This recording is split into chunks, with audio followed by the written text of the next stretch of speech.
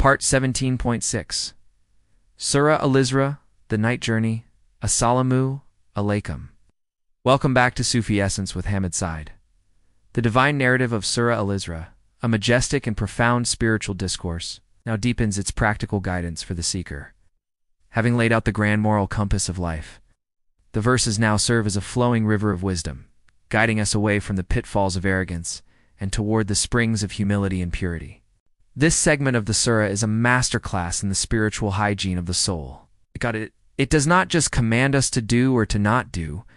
It teaches us to understand why certain actions are spiritually poisonous and how to cleanse ourselves of their effects. We are taught to protect our kalb heart from the slightest tarnish, for it is the very mirror in which the light of our beloved is meant to shine. This is a lecture on the ultimate maqamat of spiritual integrity, where every choice, small or great, is an act of love for the divine. Quran, Al-Isra, The Night Journey, 1751-60. Say, be you stones or iron or any creation of that which is great within your breasts. Then they will say, who will restore us? Will say, the one who created you the first time. Then they will shake their heads at you and say, when will that be? Say, perhaps it is near, on the day he will call you. And you will respond with his praise and think that you had not remained in the world but for a little. And say to my servants to speak that which is best. Indeed, Satan induces dissension among them. Indeed, Satan is ever, to man, a manifest enemy. Your Lord is most knowing of you. If he wills, he will have mercy upon you. Or if he wills, he will punish you. And we have not sent you, O Muhammad, as a disposer of affairs over them. And your Lord is most knowing of whoever is in the heavens and the earth. And we have certainly favored some of the prophets over others, and to David we gave the book of Psalms. Say, call upon those you claim as gods besides him, for they have no power to remove adversity from you or to change it to good. Those whom they call upon themselves desire means of access to their Lord, striving as to which of them would be nearest, and they hope for his mercy and fear his punishment. Indeed, the punishment of your Lord is ever feared, and there is no city but that we will destroy it before the day of resurrection or punish it with a severe punishment. That has been written in the book, and nothing has prevented us from sending signs except that the former peoples denied them. And we gave Thamed the She-Kamel as a visible sign, but they wronged her. And we do not send prophetic signs except as a warning. The wisdom of Allah, a guide to purifying belief. The divine discourse begins with a profound statement on the ultimate authority of Allah and the foolishness of those who associate partners with him. Say, be you stones or iron or any creation of that which is great within your breasts. Then they will say, who will restore us? Say, the one who created you the first time. Then they will shake their heads at you and say, when will that be? Say, perhaps it is near. This is a profound and an unending spiritual reality that is at the very heart of the divine plan. The very notion of another God is a contradiction in terms, for the entire universe is a single ocean of existence that is a direct and a perfect consequence of Allah's will. There is no room in this vast ocean for another. The practical lesson here is to purify one's belief from the slightest tarnish of polytheism. This is a profound and an unending spiritual reality that is at the very heart of their spiritual reality. A person who has purified their belief has reached the highest maqama of tawad oneness. They have a heart that is so filled with the love of the beloved that they cannot see anyone or anything else. Their spiritual reality is a perfect mirror, reflecting the ultimate reality of a soul in complete and total submission to its creator. The surah then presents a powerful and a beautiful metaphor for this spiritual reality. A person who is arrogant is like a person who is trying to tear the earth apart with their feet or to reach the mountains with their height. This is a profound and a deeply personal condemnation of the arrogance that fills a heart that is not in a state of submission. Their spiritual reality is a broken and a shattered mirror, unable to reflect the truth. They were so filled with arrogance that they were unable to keep their promises to the one who is the source of all existence. The Cosmic Symphony, a practical guide to humility. The surah then guides us to the profound importance of humility and the pursuit of knowledge. The seven heavens and the earth and whatever is in them exalt him. And there is not a thing except that it exalts Allah by his praise. But you do not understand their way of exalting the entire universe, the heavens, the earth, and everything in between is a single mirror reflecting the glory of the One. The practical lesson here is to train one's eyes to see these signs everywhere, to attune one's heart to this cosmic symphony of praise.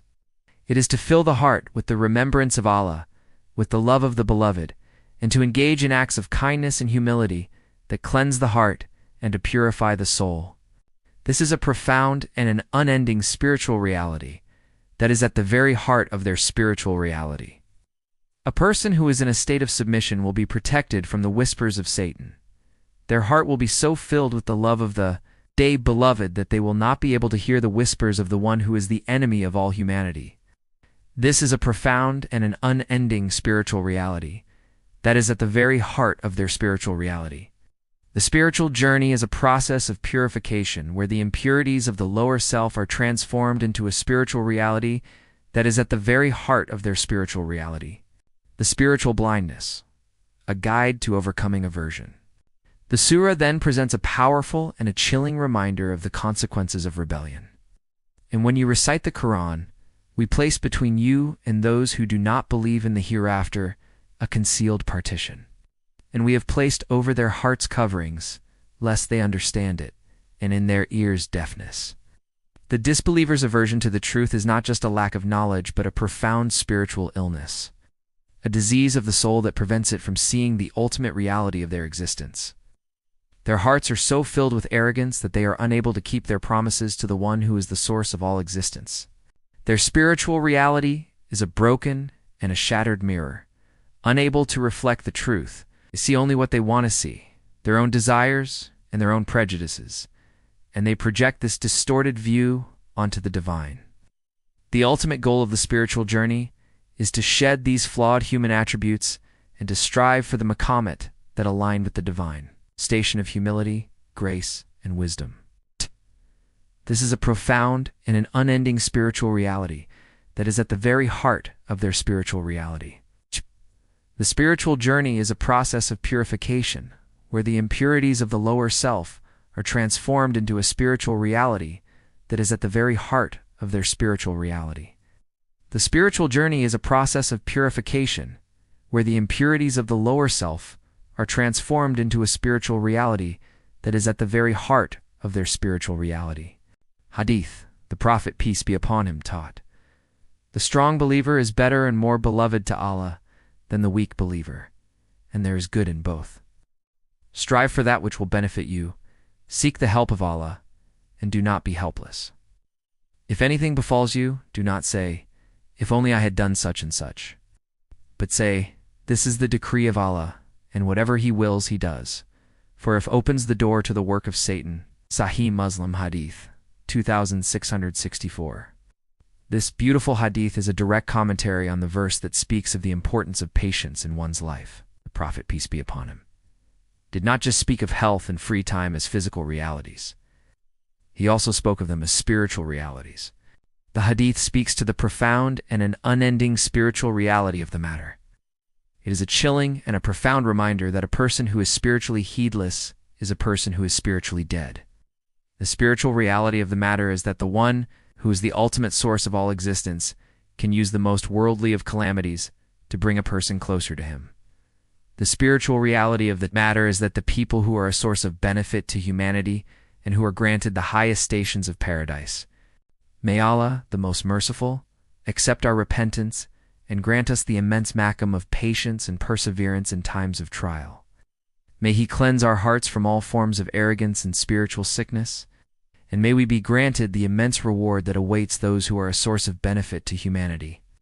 May our lives be a testament to His magnificence, and may we be granted a final abode in the highest heavens, where the light of His presence is ever present. May Allah illuminate your heart and mind with the light of this divine ilm. May He make your channel a beacon of guidance for all who seek spiritual clarity and truth. May your efforts be a source of immense reward, and may you be granted the highest stations of paradise. May the peace and blessings of Allah always be upon you and your loved ones. He grant you unwavering steadfastness on the path of truth, and may your work be a testament to His magnificent names, Ar-Rahman and Ar-Rahim.